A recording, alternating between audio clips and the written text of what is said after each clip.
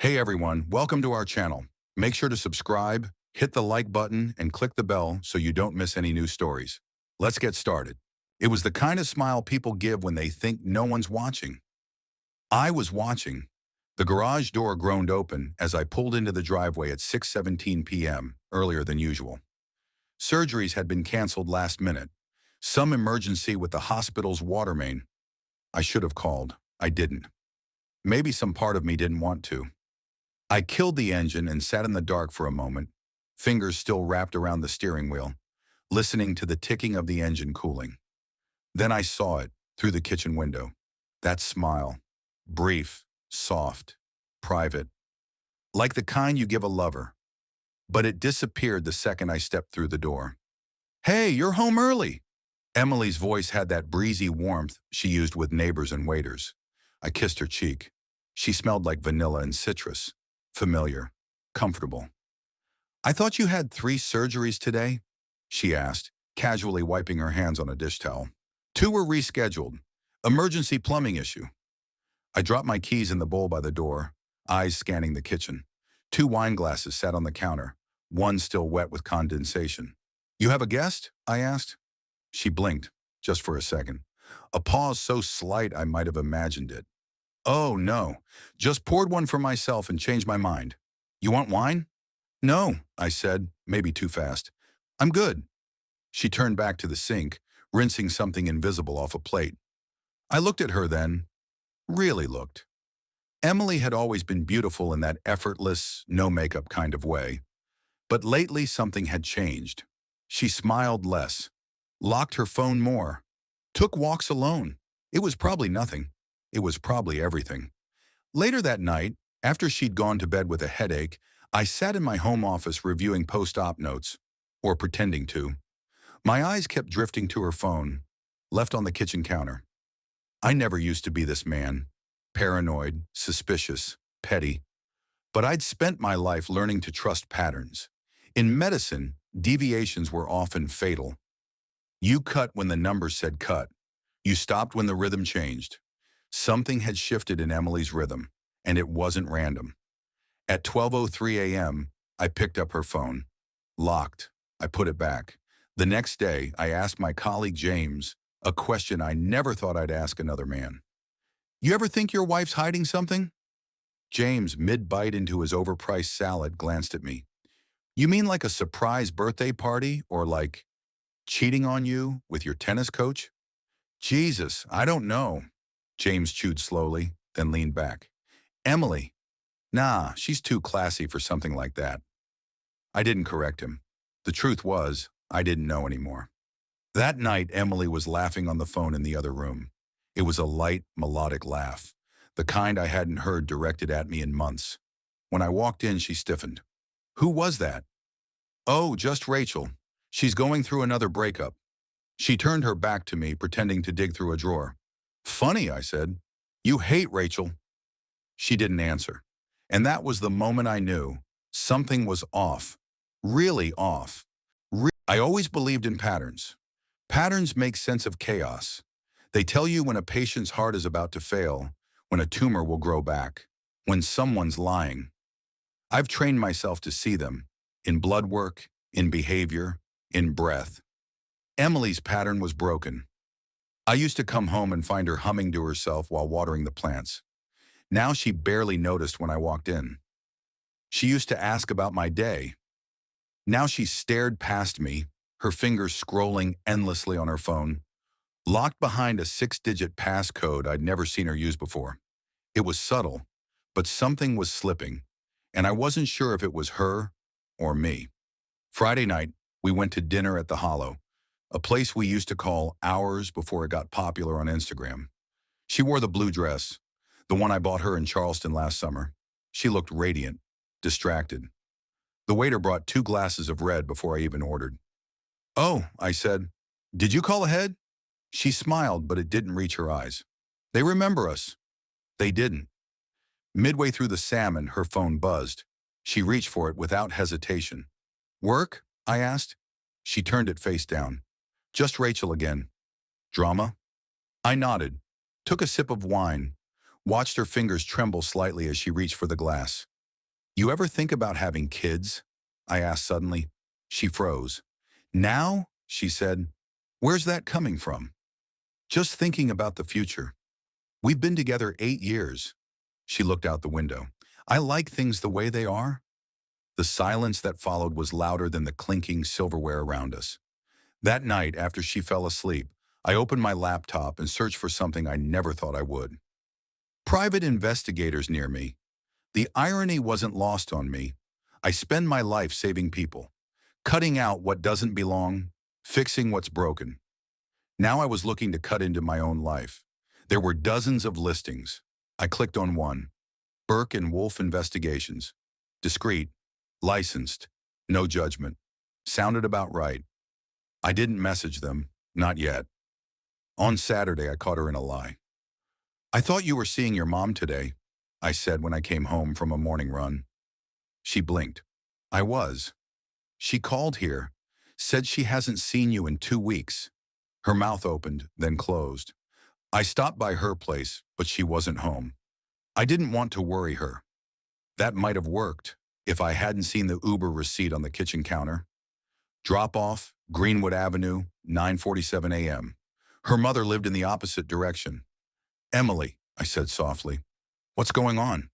She turned toward the sink. The sound of running water filled the silence. I'm just tired, she said. Can we not do this right now? I sat outside on the porch that night, drinking bourbon and watching the wind move through the trees. James had texted me earlier. Whatever you're thinking, talk to her. Don't become that guy who unravels alone. Too late. The truth was, I didn't know who I was anymore. Husband, surgeon, detective, or something else entirely. I opened the Burke and Wolf site again. This time I message. Subject, need confirmation. Message. My name is Dr. Andrew Mason. I think my wife is lying to me. I need to know the truth, whatever it is. I hit send, and just like that, I opened a door I couldn't close. Burke and Wolf responded within 12 hours. Their reply was simple. Professional. Subject. Need confirmation. Dr. Mason, we can assist. Surveillance begins when you're ready. L. Burke. I stared at the email for a long time. A part of me expected, maybe hoped, they'd say no. That what I was doing was irrational. That it was in my head. But they didn't. I met with Lydia Burke at a downtown coffee shop. She was sharp, mid-40s, with calm eyes that didn't flinch. She wore no makeup but still looked polished, like a woman who'd seen a lot and didn't need to prove anything. You think your wife's cheating? She asked bluntly.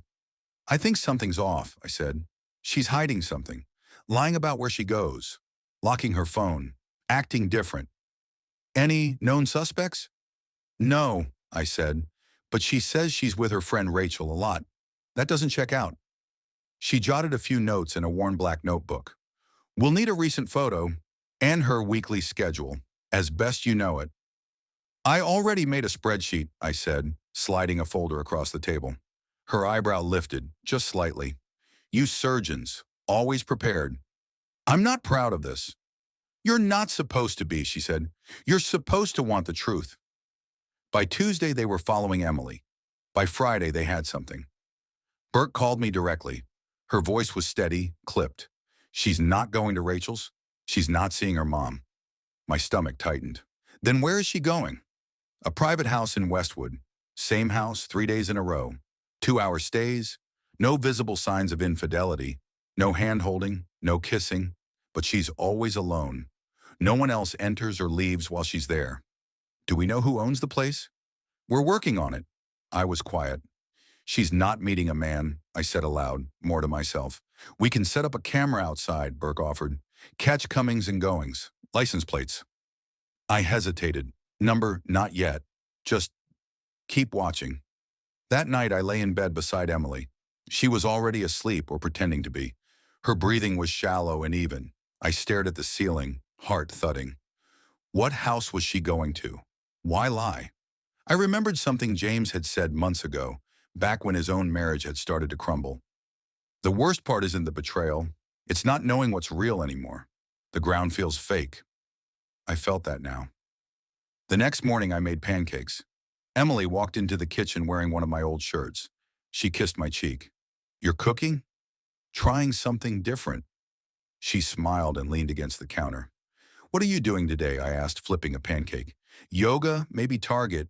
Want me to grab anything?" "No," I said. "Just be careful. Traffic's been a nightmare on 405. Her pause was microscopic. "Oh, right. I'll avoid it." She was lying again, and I was memorizing it. At 3:15 p.m., I got a message from Burke. Same house, 2:14 p.m. entry. No movement since. I stared at the message, imagining her inside, imagining everything. By 6:02 p.m., she was home. Hair damp, face flushed like she'd just worked out. "How was yoga?" I asked casually. "Good. Exhausting." She kissed me again and disappeared upstairs to shower. I stood in the hallway watching the stairs. What was in that house? Who was in that house? And why did I suddenly feel like I was the one being watched? The house was beige. 2 stories. No cameras, no mailbox. A perfectly boring suburban illusion. But illusions don't leave trails. People do. Burke sent me photos. Emily walking up the path, hair tied back, wearing sunglasses. Each visit was the same. She entered alone, stayed just under 2 hours, then left. No one else ever showed. "No deliveries," Burke told me. "No Uber Eats, no cleaning crew, no gardener. It's like the place exists only for her." Could she be renting it? Possibly. We're digging. I closed my laptop and sat back in my office chair, the room dim except for the desk lamp. I was good at solving puzzles, but this one was missing too many edges. I decided to drive by the house myself. It was Thursday. Emily said she had a late lunch with Rachel. I waited until she left, then followed 30 minutes behind. Not close enough to be noticed, just enough to confirm what I already knew. The house sat at the end of a cul-de-sac lined with identical homes. It looked empty. No curtains, no porch lights, no toys or plants or signs of life. Her car was parked out front. I passed by once, then again. On the third loop, I parked down the street and killed the engine. What was she doing in there? I stepped out of the car. The air smelled like dry grass and pavement. A lawnmower buzzed faintly in the distance. I approached the house slowly, pretending to check my phone like any lost delivery guy. No movement behind the windows. But there was something strange. The door. It was slightly ajar. Not much, maybe an inch, but it sent something cold down my back. I took one more step, heart pounding, when a voice called out from behind me. "Can I help you?" I turned sharply.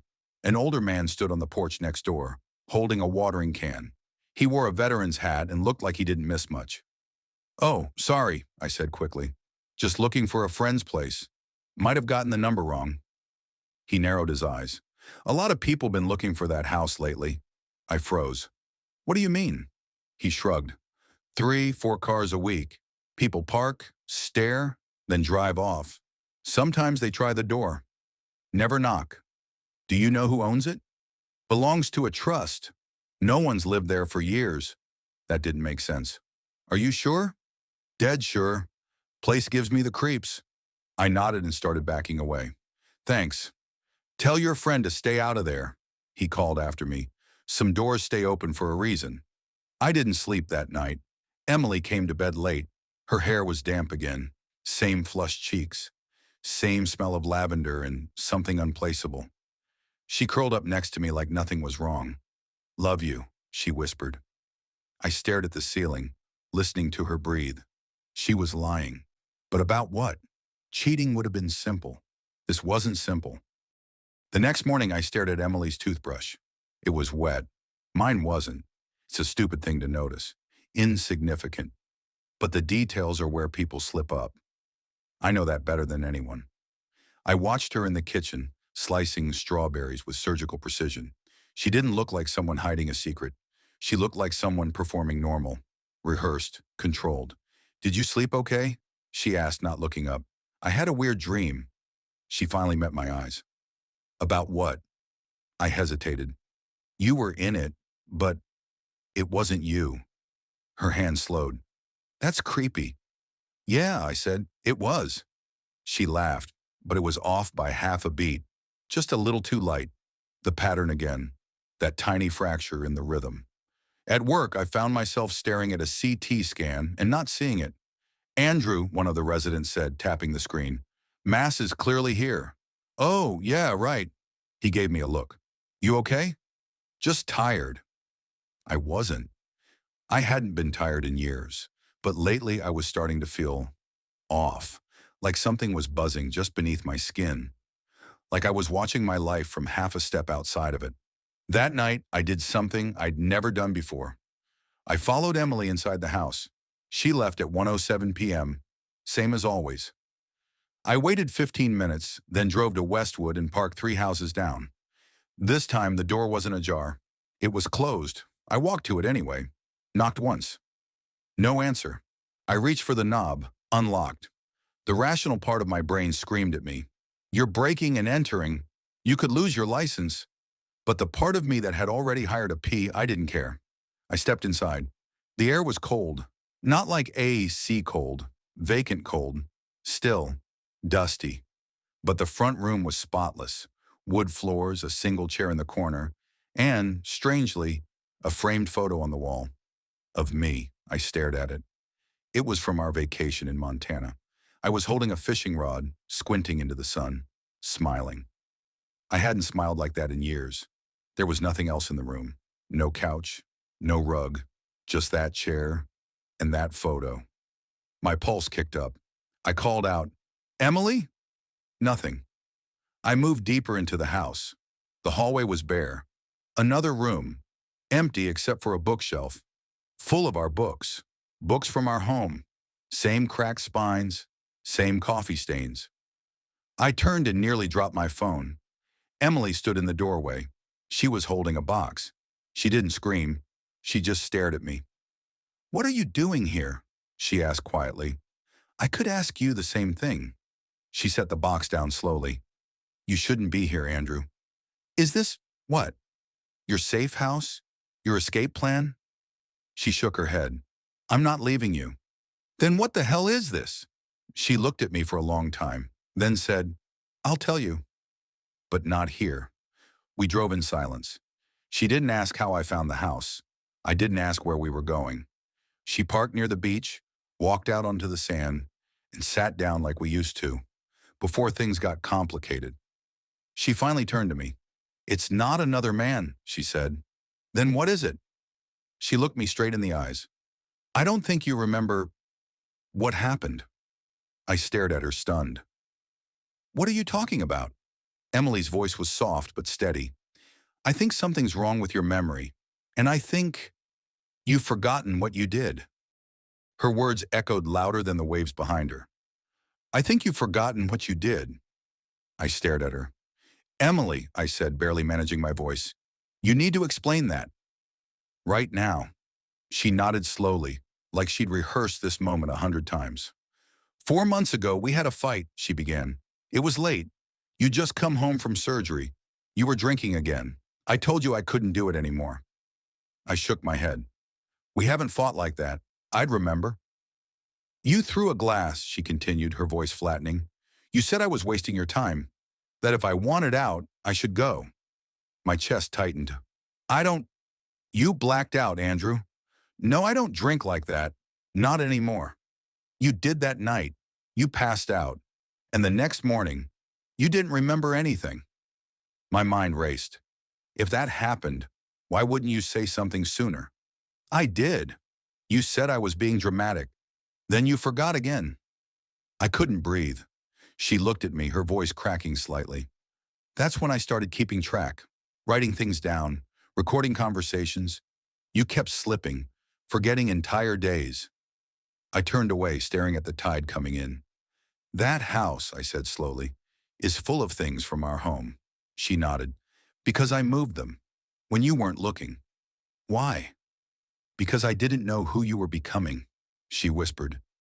And I needed a place to think. Somewhere safe. A silence stretched between us. Then I said the only thing that made sense. I need a scan. She turned, startled. I need to rule out a tumor. Frontal lobe, temporal lobe. Something's not right. You think it's medical? If what you're saying is true, then yeah, that's the first place I'd look. Emily stood, brushing sand from her jeans. Then let's find out. I didn't tell anyone at the hospital. I pulled a favor with a friend in imaging and scheduled myself as an anonymous walk-in. Claimed I was doing a research calibration. The technician raised an eyebrow, but didn't ask questions. I lay in the MRI tube, eyes shut, the clunking rhythm pounding in my skull. Part of me wanted them to find something. A tumor would make it all make sense. The scan took 43 minutes. The results took 6 hours. I read them in the on-call room alone. No masses, no hemorrhage, mild prefrontal atrophy, possible early cognitive decline, uncertain cause. Recommend neuropsych evaluation. I sat still for 5 minutes, then 10. Then I started to laugh, because I'm 38, and the one thing I always trusted, my mind, might be slipping. I drove to the house in Westwood. Emily was already there, waiting on the steps. You were right, I told her. Something's wrong. She didn't say anything. Just pulled me close.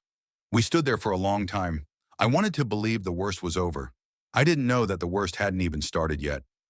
The next few days blurred by in a haze of doctor's appointments, tests, and more questions than answers. Emily stayed by my side, gentle and supportive, but something about her presence felt distant. A part of me wanted to believe it was my paranoia, my own mind playing tricks on me.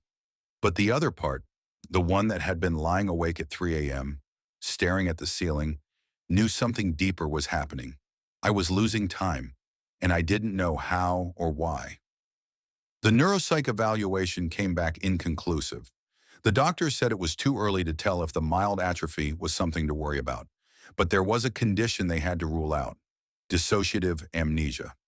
It sounded like something out of a movie. He explained that sometimes when the brain experiences trauma or stress, it can shut down certain memories, blocking them out. In severe cases, people forget entire chunks of their lives. Major events, relationships, their own identity. I drove home from the appointment in a daze. The streets felt different.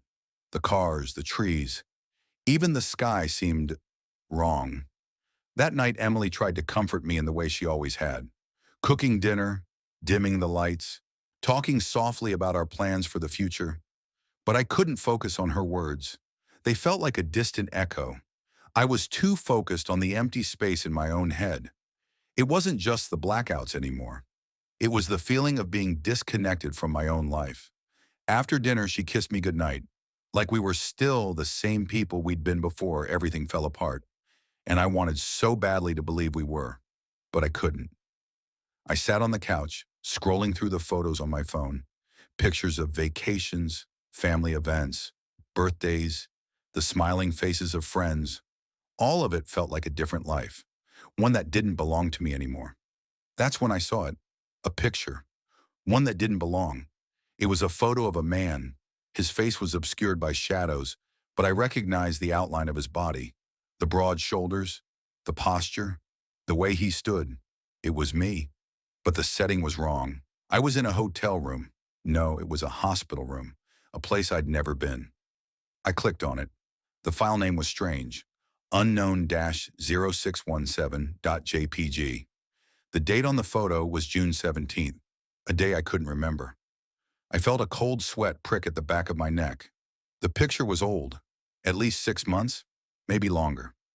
I'd never seen it before, but that wasn't what bothered me.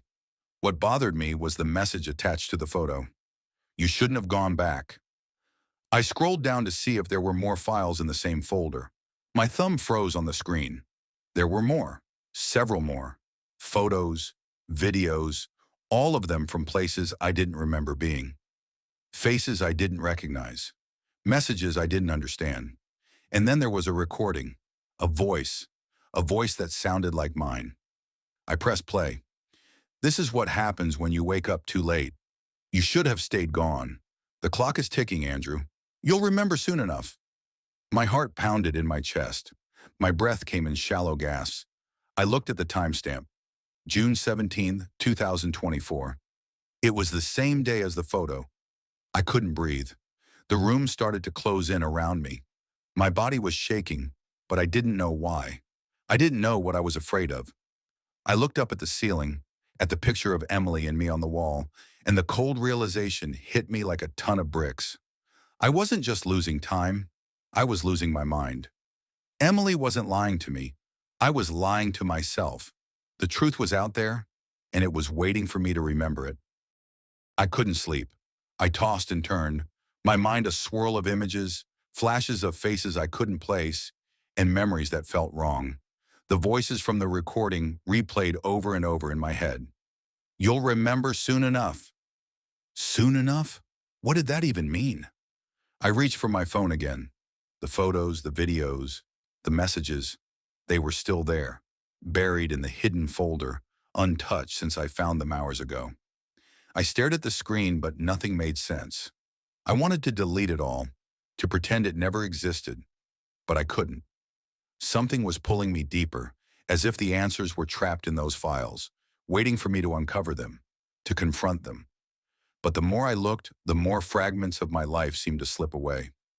Every picture, every note felt like a piece of someone else's life, and the more I dug, the further I drifted from the man I thought I was. I looked over at Emily, sleeping beside me. Her face was calm, serene. I could feel the weight of her presence, but it was different now. She wasn't just my wife anymore. She was a stranger. How long had I been blind to what was really going on? How much of this was my fault? I grabbed my keys and slipped out of the house. I didn't wake her. I couldn't. I needed to figure this out. Alone. I drove aimlessly through the city, trying to clear my head, but all I could think about was that photo, that hotel room, the voice on the recording. What had happened on June 17th? I ended up in a diner on the edge of town, a place I'd never been before. It was empty at this hour, just a lone waitress wiping down the counter and a few tired truck drivers in the corner booths. I sat down, ordered black coffee, and stared at the empty mug, waiting for clarity. Instead, a man in a suit walked in, glanced around, and then sat down across from me. I didn't recognize him. He had dark hair, a sharp jawline, and an unreadable expression. His eyes were cool, calculating. He didn't introduce himself, but he didn't need to. "I'm not here to hurt you, Andrew," he said flatly, "but you need to listen to me." I felt my pulse quicken. "Who are you?" "Someone who knows what you've forgotten." I leaned back in my seat, the hairs on the back of my neck standing up. "What are you talking about?" The man sighed, his eyes scanning the diner. "You're in more trouble than you realize. Your memories, what you think you know about yourself, are being altered. And it's not by Emily." I felt a wave of nausea rise in my stomach. "What are you saying? This is some kind of joke." "No," he said, his voice steady. "This is real. And you've been in a controlled environment for a long time, Andrew. You just haven't noticed it yet." I stared at him, trying to piece together his words. "Controlled?" He nodded. "The house, the photos, the videos, they're all part of it. You've been manipulated, but not in the way you think. There's more to you than you realize." I was on the verge of snapping. "Who the hell are you? What do you know about me?" The man leaned forward, his voice low. "You were part of a trial, an experiment, really. They've been altering your memories for months, feeding you false information to see how far they can push you." I laughed bitterly. "You're insane." "I'm not the one with the broken mind," he said, "but you're getting closer to the truth. Emily doesn't know what's happened to you. She's been kept in the dark, just like you." I felt the blood drain from my face. "This is crazy. No one's been messing with my mind." He met my gaze, his eyes cold as ice. "That's exactly what you've been led to believe." I stood up, backing away from him. "I'm done with this. I don't know who you are, but you're not helping me." He didn't move. "You'll come back to this diner. You'll come back because you'll remember. And when you do, you'll understand everything." I walked out, my legs unsteady. I didn't look back. I didn't know if the man was telling the truth. I didn't know if any of this was real. But something in me snapped. I couldn't go back to that house. I couldn't face Emily. Not until I figured out what had been done to me. To us. I wasn't sure how, but I had to find out. I couldn't shake the feeling that something was off. That man in the diner, what he said didn't make sense, but it also did. Everything he told me sounded like a nightmare I couldn't wake up from. I needed answers. Not from Emily, not from the people I trusted, but from myself, from the memories I'd lost, the time that was slipping through my fingers. I couldn't ignore the truth anymore. I had no idea who I was anymore. The next morning, I walked into the house trying to push away the nausea rising in my gut. Emily wasn't home. The place was empty, quiet, as if the air itself was holding its breath. I stepped into the living room, but something stopped me. A photo on the mantel, one I hadn't seen before. It was a picture of me standing in front of a mansion, the kind you see in old Hollywood movies. The caption read, "The beginning of everything, June 17th, 2024. It was dated, the same date from the photo I'd found in the hidden folder. My stomach churned. I could feel my pulse racing as I picked up the photo. I didn't know the mansion, but I knew that face. The man standing beside me was older, maybe in his 50s, but I recognized the look in his eyes. He was the same one from the diner. I dropped the photo. My mind was on fire. I had to get out of the house. I had to find out where that mansion was, what it meant. I needed to confront whatever the hell was happening to me. I drove to the address listed on the back of the photo. The mansion was located on the outskirts of the city, in a neighborhood I didn't recognize. The streets were lined with huge gated homes, and the area felt unnervingly quiet. As I pulled up, I saw the gates. They were closed. I parked the car, looking up at the high walls, wondering what the hell I was doing here. It didn't feel like I was supposed to be here, but something inside me said I had to. I took a deep breath and got out. The air was thick with tension, like the world itself was holding its breath. I walked to the gate and pressed the intercom. The voice that answered was low and familiar. "Andrew, I've been waiting for you." My heart dropped into my stomach. I recognized that voice. It was the man from the diner. I froze at the sound of that voice. My mind spun with 1,000 questions, but I couldn't form any of them. All I could do was stand there staring at the intercom. "Andrew, I've been waiting for you." His tone was calm, almost too calm. It was as if he knew exactly how I would react, how long it would take me to show up, like everything had been planned. "What do you want from me?" I asked, my voice hoarse. There was a pause before the voice answered. "Come inside, we need to talk." I wanted to refuse. I wanted to turn and run, to pretend none of this was happening. But the truth clawed at me. The things I'd seen, the things I didn't remember, they all led here, to this house, to this man, whoever he was. Before I could second-guess myself, the gates creaked open slowly. It was as if they had been waiting for me. A low hum echoed through the air, the sound of something much larger than I could understand. I stepped inside. The mansion was far larger than I expected. The hallway stretched endlessly, with tall, arched windows that let in very little light. The walls were decorated with dark paintings, each one depicting a scene I couldn't quite make sense of. There was a coldness to the air, like I had just walked into a tomb. A tall, narrow door at the end of the hallway opened. The man stood in the doorway, waiting for me. His suit was immaculate, his hair dark and slicked back, his face as unreadable as ever. It was the same man from the diner. But now, seeing him in person, something about him felt wrong, like he wasn't supposed to exist in this world. "Come in, Andrew," he said again, this time with a slight edge to his voice.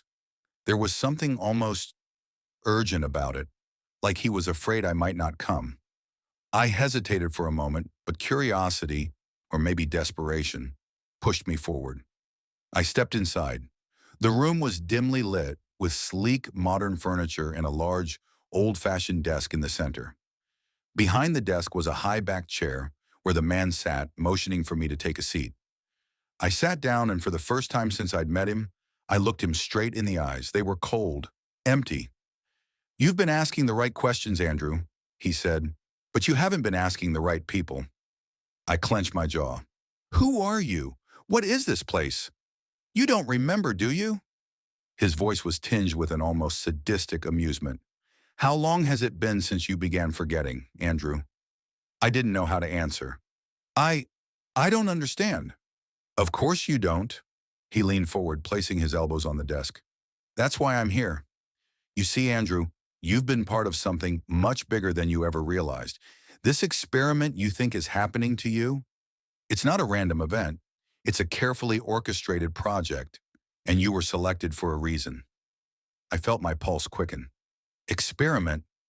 What the hell are you talking about? The man smiled slightly, but there was no warmth in it. You've been living in a controlled environment, Andrew. A controlled reality. A simulation of sorts. My brain struggled to process his words. Simulation? I felt like I was falling into some twisted version of the Matrix. What do you mean, controlled? Who's in control? Who do you think, Andrew? He asked, his smile widening. It's not just Emily. It's not just your mind playing tricks on you. You've been under observation for months. Your memories, your actions, your choices, they've all been part of an experiment. They're testing your limits. No, I said, my voice shaking. No, this can't be real. This is insane. Is it? The man's tone was smooth, almost patronizing. How long did it take you to figure it out? How long before you started noticing the inconsistencies?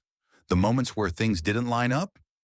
I thought back to the photos, the videos, the missing memories, the feeling of something wrong that I couldn't explain.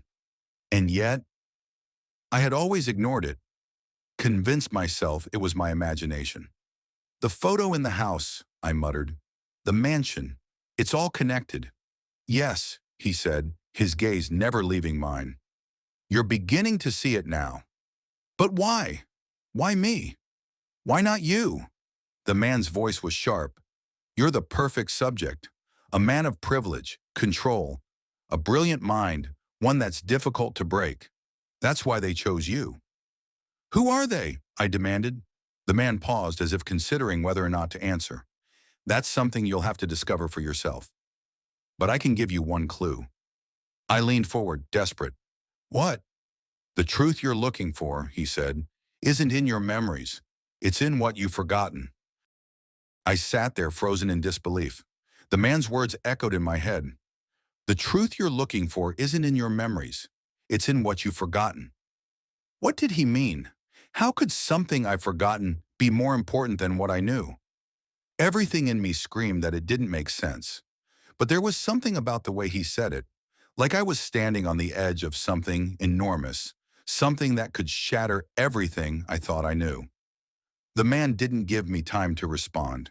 He stood up slowly, and for a brief moment I saw a flicker of something behind his cold eyes. It was almost like regret, or was it just satisfaction? Follow me, he said flatly. I didn't know why, but I stood up and followed him. I didn't trust him, but it was as if my legs moved on their own. He led me down a narrow hallway, past closed doors and heavy curtains, and down a flight of stairs into what appeared to be a basement. The air was thick, and the lights flickered as we descended. A single bulb at the bottom of the stairs cast a dim glow over a large steel door at the far end of the room. This is where it began, the man said, stopping in front of the door. And this is where it will end. The steel door was old, worn. There was a small keypad beside it, and the man entered a code with swift precision. The door creaked open with a soft whine, revealing a cold, sterile room inside. I stepped forward, my breath catching in my throat as I looked around. The room was entirely empty, save for a large chair in the center, a series of monitors on the walls, and several long cables coiled on the floor. It felt like something out of a science fiction movie, a place designed for something. But what? The man turned to face me. You're not the first person to go through this, Andrew. In fact, you're one of many. I frowned. What do you mean? This room, he said, is where it all happens. The memories, the changes, the manipulations. I could feel my heart pounding in my chest. Changes? What do you mean, changes? He motioned to the chair. Sit down. I didn't want to. I didn't trust him. But somehow, my body obeyed. I walked toward the chair and sat down, the cold metal pressing against my skin. The man began connecting the cables to various parts of my body, attaching electrodes to my temples, my wrists. He worked in silence, moving quickly, as if he'd done this 1,000 times before. "What are you doing?" I asked, my voice shaking. "We're going to bring you back to the beginning," he replied, his voice eerily calm. "You're going to remember everything." I tried to pull away, but it was too late. The room filled with a low hum, and the monitors blinked to life. A wave of dizziness hit me, and I closed my eyes, hoping the sensation would pass. But it didn't. The world began to spin, and I felt like I was falling. I gripped the armrests of the chair, my knuckles white. Then the images started. At first they were flashes, brief snapshots that didn't make sense. My hands gripping a steering wheel, the face of a woman I didn't recognize, a bright light blinding me. Then the flashes grew longer, more detailed. I saw a hospital room, a bed, a figure standing beside it, but I couldn't make out their face. My heart rate quickened as the images grew clearer, more vivid. I saw myself lying in the bed, pale and unconscious. Then there was a moment, a sharp, clear moment. I was sitting in the chair in front of the monitors exactly where I was now. The man stood beside me, the same expression on his face. "You're not the first person to go through this, Andrew." The words echoed in my mind. I realized then, this was me. This was before everything changed, before the memory loss, before the confusion. I remembered. I remembered sitting in that chair, my own face staring back at me on the screen. But then something snapped. The memories broke apart, fragmented like shards of glass. They were no longer mine. They were distorted, twisted. And then I saw it. The mansion. It wasn't just an image. It was a memory I had lived. I saw the man again, standing in front of the mansion. But this time there was no coldness in his eyes. There was something else there. Something I hadn't seen before. The truth. The man smiled. "You finally remembered. But now it's too late. I snapped back to reality with a gasp, my body jerking upright in the chair. The wires that had been attached to my skin were now gone, and the low hum of the machines had stopped. My heart was pounding, my breath shallow. The man stood in front of me, his cold, emotionless gaze fixed on me. He didn't speak. He didn't need to. His silence said everything. I blinked, trying to make sense of what I had just experienced. The mansion, the woman, the memories, the ones that weren't mine. They had been taken from me, replaced with lies. But why? I ran a shaky hand through my hair, my mind racing. The truth, the mansion, the project. What does it all mean? The man finally spoke, his voice like ice. "You remember now, don't you?" I swallowed hard, trying to steady myself. "I remember bits and pieces, but it doesn't make sense. Why are you doing this to me?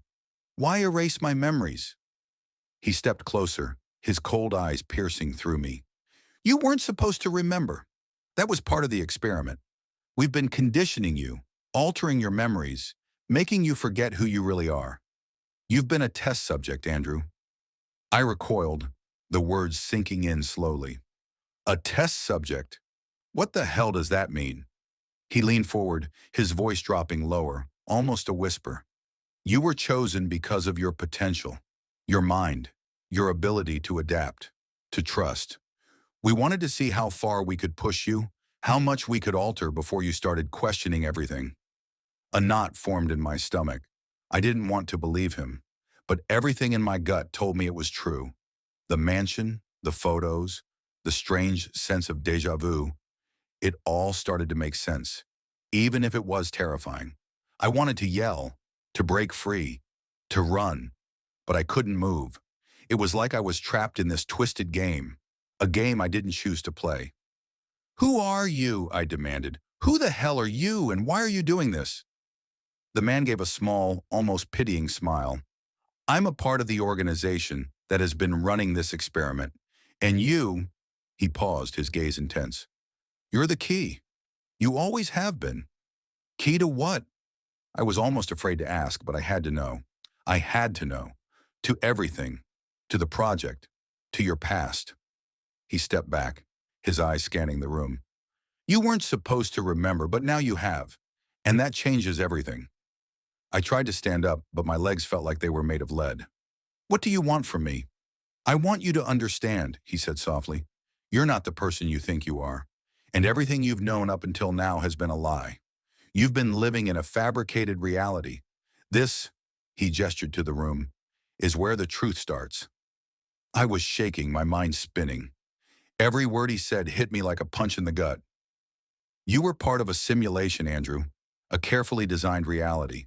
And this place," he gestured again to the sterile room, "was where it all started. We've been testing you for months, watching, learning, and waiting." I felt sick to my stomach. It was too much. A simulation? What the hell was I supposed to do with that? "Why me? Why choose me for this?" I asked, my voice barely a whisper. The man's expression softened, just a little. "You're special, Andrew. Not just anyone can handle the pressure of the project. But you were perfect. You adapted. You survived. You were the one we needed." I didn't want to hear it anymore. I didn't want to be a part of this sick experiment. But as much as I wanted to run, to escape, I knew I couldn't. Not without knowing the truth. Not without understanding why this had happened to me. "How do I stop this?" I whispered, my voice hoarse. "How do I end this?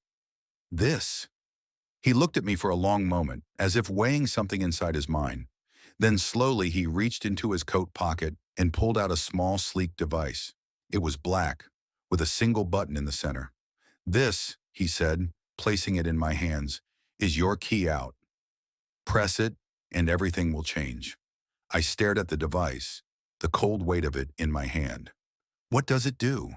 He gave me a sharp smile, the first real emotion I'd seen from him. "It will end the experiment, but it will also end your life as you know it. All your memories, everything you've ever experienced, will vanish. You'll be free, but you'll have no past." I felt a wave of panic wash over me. "What do you mean, no past?" "Exactly that. You'll start from scratch. No memories, no connections, no history, just you and the future you choose." The weight of the decision pressed down on me, suffocating me. I could feel my hands shaking as I gripped the device. Was I really ready to erase everything? To give up the life I had? The person I thought I was? But then I remembered everything that had happened. The lies, the manipulation, the voices, the photos, the mansion. My entire life had been a lie. I couldn't keep living like this, trapped in a false reality. With trembling hands, I pressed the button. The moment I pressed the button, a sharp, blinding light enveloped me. It wasn't like any light I had ever seen. It wasn't soft or warm. It was harsh, cold, like the flicker of a dying flame. My body went rigid, as if every cell in me was being pulled apart, remade, and then discarded. I heard the man's voice, but it was distorted, muffled by the sensation of my mind shattering. "You've chosen, Andrew. You've chosen to forget." I tried to scream, but no sound came out. The light consumed everything. The room, the man, my thoughts. And then, just as suddenly as it had come, the light vanished. I opened my eyes, gasping for breath, but the world around me was different. It felt wrong. Where was I? The sterile room was gone. The chair, the monitors, the cold metallic scent of the basement, it was all gone. In its place, I was standing in a small, dimly lit room. The walls were cracked and peeling, the floors covered in dust. There was a window, but it was too high to see out of. My head spun. I tried to move, but my body felt heavier than usual, like I was dragging something behind me. My memories were gone, gone, just like the man had promised. But the problem was, I didn't feel free. I felt lost. I stumbled toward the door and twisted the handle. It opened with a low creak. On the other side was a hallway, lined with doors just like the room I had just left. I couldn't remember how I'd gotten here, or what had led me to this point. It felt like waking up from a nightmare. But nothing about this felt like a dream. This was real. This was my life now, or at least the life I was supposed to have. I walked down the hallway, each step echoing in the emptiness. The silence was suffocating. As I passed each door, I felt a strange tug in my chest. a deep, gnawing feeling that something important was behind one of them. But I couldn't remember what it was. I couldn't remember anything. I stopped in front of the last door at the end of the hallway. It was different from the others. The wood was darker, the edges more worn. There was a small crack in the door, just enough for a sliver of light to spill through. The temptation to open it was overwhelming. But before I could touch the doorknob, I heard a sound. A soft, almost imperceptible whisper coming from behind the door. Andrew. I froze. My name. How did they know my name? I tried to shake off the fear creeping up my spine, but it clung to me like a second skin. I reached for the door handle, hesitating for just a moment, and then I turned it. The door creaked open. Inside was a room that looked like it had been abandoned for years. Old furniture was covered with white sheets, and the air smelled of mildew and decay. But at the center of the room, there was something different. A mirror. It wasn't like the mirrors in the other rooms. This one was large, framed in tarnished gold, and it looked ancient, like something from another time. The glass was clouded, but it still reflected my face. My face, but not like I remembered it. It was older, rougher, worn in places that didn't match my current appearance. It was as if the reflection was of someone else, someone I didn't recognize. I reached out, my hand trembling as it hovered just above the surface. The reflection in the mirror didn't move, and then I saw it. Behind my reflection, there was a figure, a shadow. It was standing in the corner of the room, obscured by darkness. I couldn't make out its features, but I could feel it watching me. Who? Who are you? I whispered, my voice barely audible. The shadow didn't respond. It just stood there, watching. And then, in the glass, the figure moved. It stepped closer, closer, until it was right behind me. I spun around, heart hammering in my chest. There was no one there. I looked back at the mirror. The figure was gone. But something had changed. In the reflection, standing next to me, was a woman. She was tall, with dark hair and piercing eyes. Her face was familiar, but I couldn't place her. She was looking directly at me, her expression unreadable. I opened my mouth to speak, but no words came out. Then, as if she had been waiting for me to notice her, she spoke. You've forgotten, Andrew, but you can't forget this. Her voice was calm, but the words sent a chill down my spine. The mirror seemed to shimmer, and for a moment, I thought I saw something else in the reflection. A different face, a different memory. The woman reached out, her hand brushing against the glass, just inches from mine. Remember, she whispered, before it's too late. Before I could respond, the mirror shattered. The sound of the mirror shattering rang in my ears like a gunshot. I stumbled backward, my heart racing as shards of glass littered the floor at my feet. But there was no blood, no cut. The glass had simply disappeared, like it was never there in the first place. The room felt colder. The darkness seemed to deepen around me, pressing in on all sides. And yet I couldn't tear my eyes away from the broken reflection of myself that lingered in the shattered pieces on the floor. Remember before it's too late. The woman's words echoed in my mind. Who was she? Why did she look so familiar, yet so distant? There had to be something I was missing, something I was failing to understand. I could feel it in my gut, an instinct that screamed at me to stop. Stop looking, stop searching, stop remembering. But I couldn't stop. Not now. I knelt down slowly, my hands shaking as I reached out to collect a shard of glass. It was smooth, cool to the touch. I turned it over in my fingers, and for the briefest moment, I could have sworn I saw something, someone reflected in it. Someone who wasn't me. I pulled my hand away, my pulse quickening. Was I losing my mind? Or was something much darker at play here? I stood up abruptly and backed away from the pile of glass. The air felt thick, oppressive, and my breathing grew heavier as I looked around. The hallway I'd come from was gone. The door I'd just opened was now sealed shut. There were no windows, no exits. I was trapped. The woman in the mirror, who was she? Why had she appeared right before the glass shattered? Had she been a part of whatever twisted game I'd been forced into? My thoughts were like a storm, chaotic and out of control. Every direction I turned, it felt like another layer of the illusion was peeling away. But even as I questioned everything, there was a nagging feeling, like a distant memory tugging at the edges of my mind.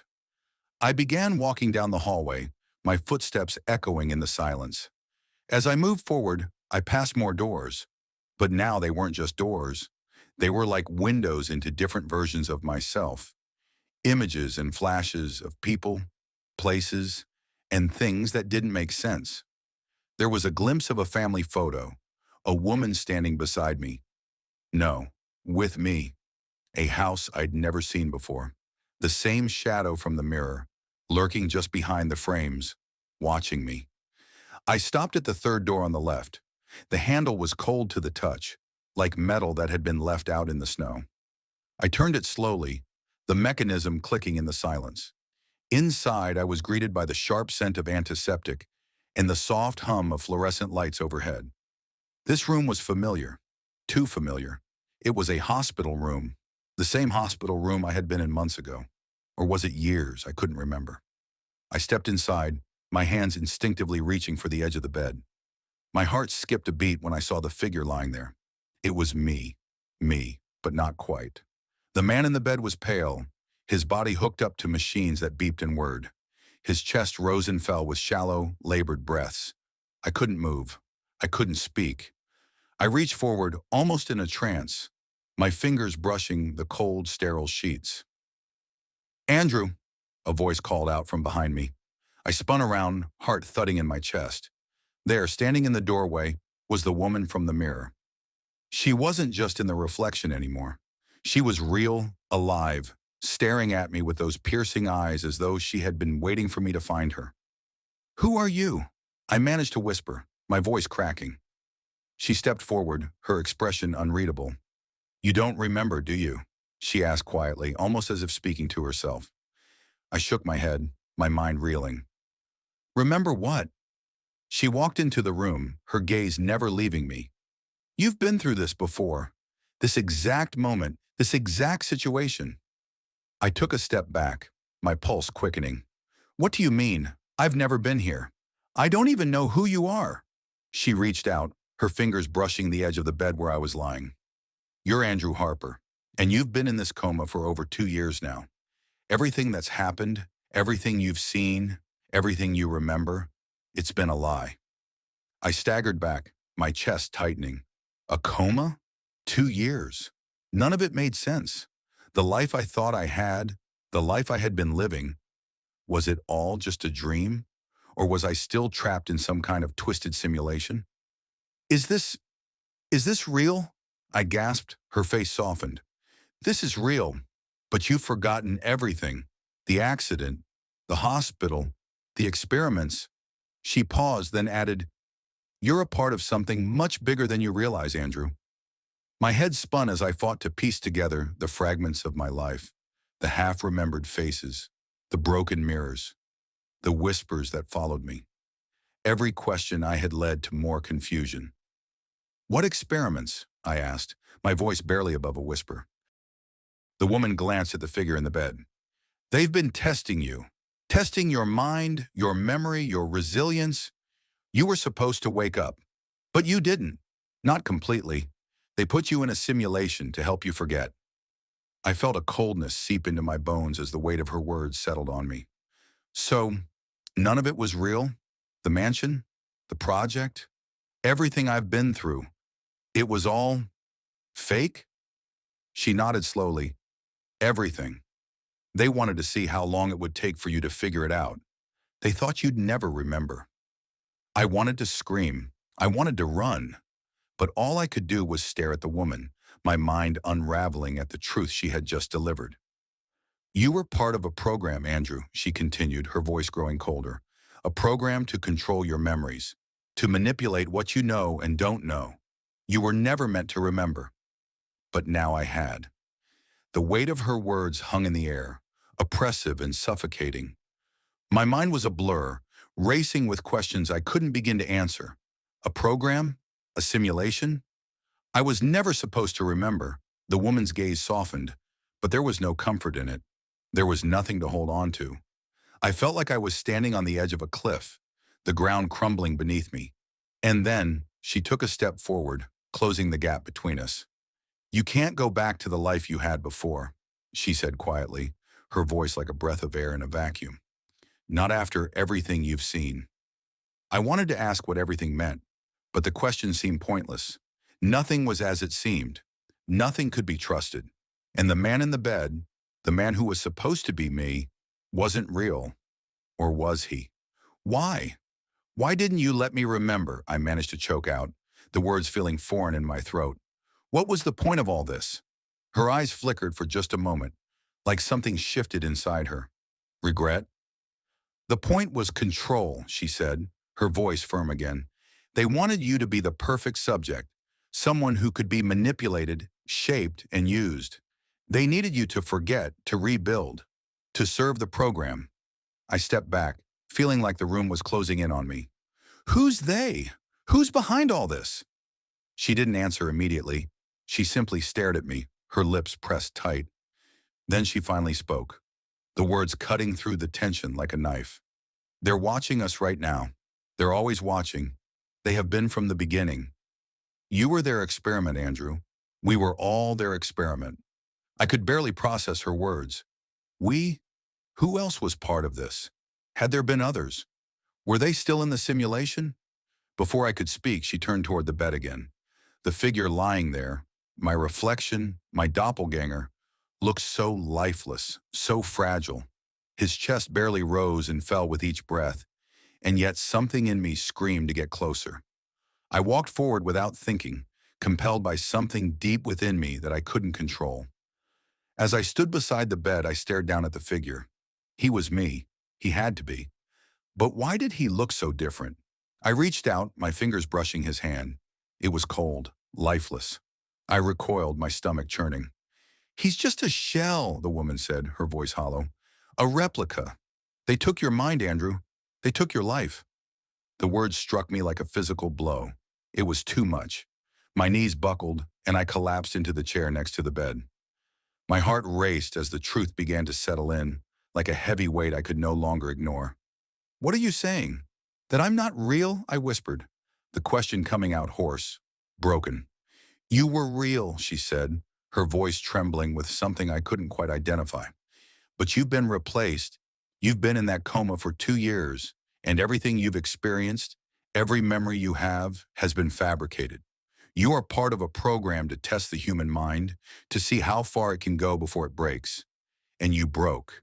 You remembered. That's why you're here." A cold chill washed over me as the full gravity of her words hit. The life I had known, the person I thought I was, none of it had been real. The mansion, the photos, the voices, the project, it had all been created. My mind had been tricked. I had been tricked. "But I have to be real," I said, almost pleading with her. "I have to be. I remember. I remember things. I remember people. The woman in the photo, the mansion, my wife." Her face softened, and she took a step back, her eyes looking sad. "The woman in the photo was never your wife, Andrew. She was a character they built for you. The mansion was just a set. You never had a real life, not the one you remember." I shook my head, my mind reeling. This couldn't be true. It couldn't be. It felt too real. The memories, the feelings. How could they just disappear like that? "You have a choice, Andrew," she said, cutting through my turmoil. "You can wake up. You can choose to accept that you're still in the coma, or you can stay here with this life, this version of you. But know this, everything you think you know is a lie. Everything you've been told is false." I stared at her, 1,000 questions rising in my chest. Could I trust her? Could I trust anything? My world had been turned upside down, shattered into pieces I couldn't put together. How could I move forward when I had no idea who I really was? "The world outside doesn't matter anymore," she continued, her voice low. "What matters is who you choose to be now. You're not the same person you were before. You never were." I stood up, my legs shaking beneath me. This was it, the moment I'd been waiting for, the moment of truth. But what was the truth? How could I know what was real when my entire existence had been altered, twisted into something unrecognizable? Choose wisely, she said, her voice distant now, as if she were already fading away. Because once you decide, there's no going back. I looked at the figure on the bed, my reflection staring back at me, broken, lost, and empty. And in that moment, I realized something. The only thing I truly had control over was my choice. I didn't know what was real anymore, but I could choose what to believe, and that would have to be enough. With a deep breath, I made my decision. Thank you for staying with us until the end. Don't forget to subscribe to the channel and leave a like. Wishing you all the best.